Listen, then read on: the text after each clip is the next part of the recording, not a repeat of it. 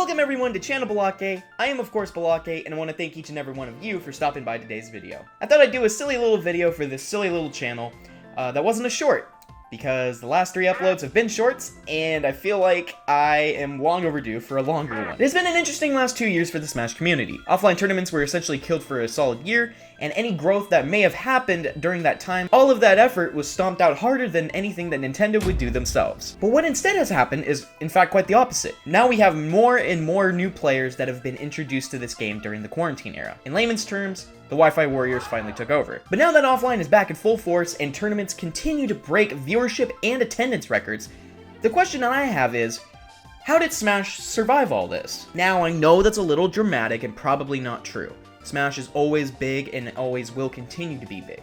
Ultimate is the biggest and most popular game in the series' history. And Melee is like a cockroach. No matter how many times you try to stomp it out with a global pandemic or any censorship attempts, Melee will just shine the boot straight off. Rather, I wanted to make this video to highlight the contributions of a small minority group that definitely doesn't get enough love and attention. The influencers! You know the old saying, YouTubers in gaming are like smashers with deodorant. One could simply not exist without the other.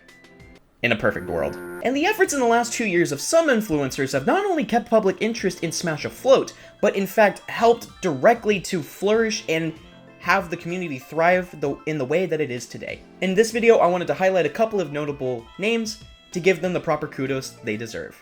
AlphaRad has not only been a recent help to the community, but rather has been a long-term symbol of the Smash scene's growth over the past couple of years.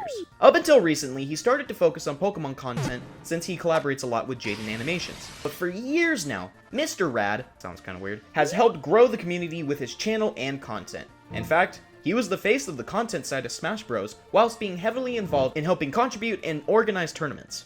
Not only is he now a shareholder in Panda Global, but he had also directly supported the creation of the Quarantine series with another creator I will get into. And of course, shoring up money at any of the summits for side events for any of his amiibo shenanigans. All in all, he has contributed tens of thousands of dollars of his own money to help fatten the prize pools for events, and I commend him for his continued efforts. The chair-throwing, pizza-dropping, body-flopping, Jigglypuff god of Melee has been around for nearly 2 decades in the scene. As divisive as Hbox is, depending on who you ask, nobody can deny the impact this single player has made on both Melee and Ultimate. As the subject of one of the most popular documentaries to come out on the topic of Smash, this single video has helped reform his image and standing in the community in the eyes of many new players who may have flocked to the scene because of Emmett Lemon's video. During this reformation of his image, struck. And this is when Hbox really began to commit to streaming more and more, and not only becoming the biggest Smash live streamer on Twitch, but also garnering a decent following on YouTube. Hbox has taken this newfound level of status and actually made something good out of it, creating a set of online tournament series that elevated some of the top talents that we are currently seeing compete today, like Nido Sharp, Tilde, and of course, Spargo. The Juicebox, Lunchbox, and Coinbox series provided many hours of entertainment for Smashers during these troubled times. And that deserves at least a decent pop-off. Hungrybox but a miraculous win in Charles White Shirt, aka Penguin Zero, aka Huge Charles, aka Moist Critical, is by far the biggest Smash-affiliated influencer on the internet. It's obvious to any of his fans watching this video that Charlie is simply a variety game enjoyer and Smash is one of his many interests. The pandemic helped navigate his attention over to Smash and thus a more engaged interest in esports in general. He attracted his large audience over to Smash when he helped alongside the aforementioned AlphaRad in the Quarantine series. But when Charlie created Moist Esports and started to sponsor some of the most explosive Smash Bros like Light and Acola in the scene, was when I believe more people started to pay attention to Smash. Attached with every major that a member of Moist is a part of, you can bet that Charlie will be streaming his reaction as he cheers on his teams to his tens of thousands of Twitch viewers, which continuously brings in more attention to competitive Smash, and that goes a very long way.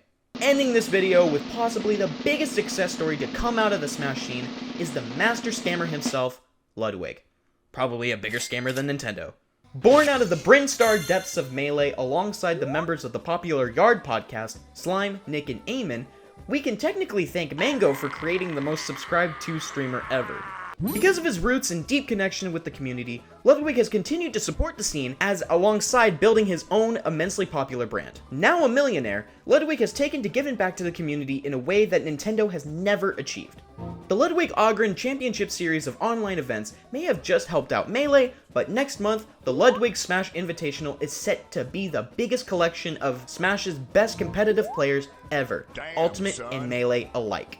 And as time goes on, his involvement alongside the others mentioned in this video will continue to help the scene become even bigger than it currently is. Thank you to everyone who lasted till the end of this video. I guess I wanted to make something that highlighted some of the good that can come out of this community. In the past couple of years, since the mass exodus of some pretty big Smash personalities who were secretly massive scumbags, has left quite a bit of a stain on this community that's a little hard to wash off right now. But if I can promote some non-sarcastic positivity for a change, then I won't hesitate to do so. Because this is truly a great community filled with a lot of great people, and it needs to shine through a little bit more. Like and subscribe for more Smash Brothers content for the future, and I will see you guys in the next video. Peace.